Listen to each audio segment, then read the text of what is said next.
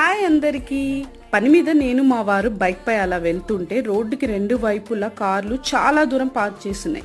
ఏమైతుందని ఆగి అడిగితే fishing competition అవుతుంది లోపల అన్నారు. సరే చూద్దామని వెళ్తే చూడండి, నేను 20-30 మెంబర్స్ అట్లా ఫిషింగ్ కాంపిటీషన్ అంటే అట్లా అనుకున్నా. కాదు, 200-300 మెంబర్స్ ఉన్నారు. లిటరలీ లైన్గా కూర్చొనే ఉన్నారు అనమాట.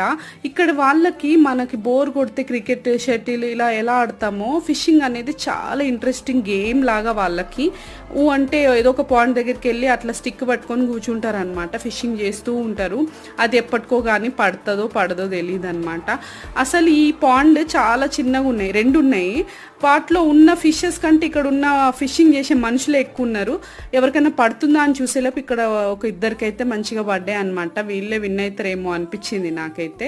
ఇంక ఇక్కడ ఏ కాంపిటీషన్స్ అయినా, ఏ సంతలైనా కూడా ఈ ఫుడ్ స్టాల్స్ అయితే కంపల్సరీ పెడతారనమాట.